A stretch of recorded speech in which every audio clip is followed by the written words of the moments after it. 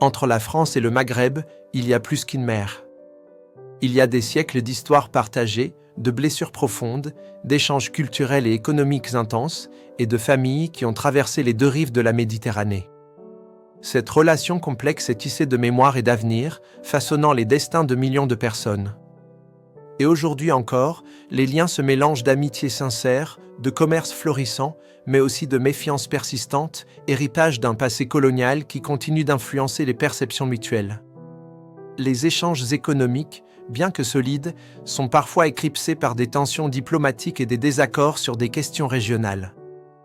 Pendant plus d'un siècle, la France et les pays du Maghreb ont partagé une histoire complexe et souvent douloureuse.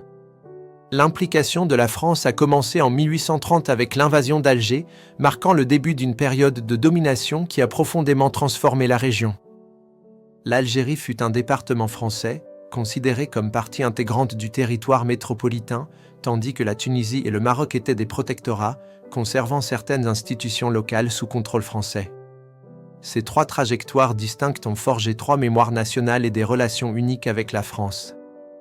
Depuis les indépendances, ces relations oscillent constamment entre une coopération économique et culturelle essentielle et des périodes de tensions diplomatiques, entre la nostalgie d'un passé révolu et une volonté affirmée de construire un avenir partagé et apaisé.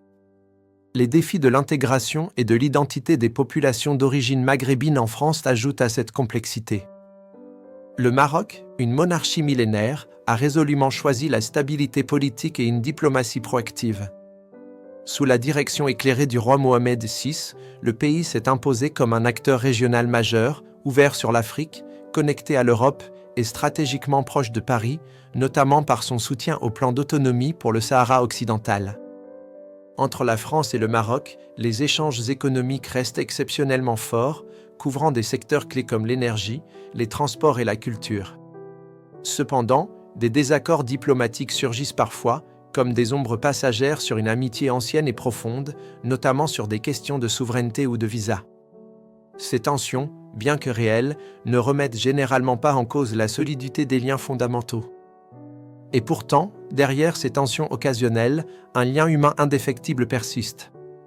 Des millions de familles franco-marocaines incarnent, au quotidien, cette double appartenance culturelle et nationale, tissant des ponts vivants entre les deux rives de la Méditerranée.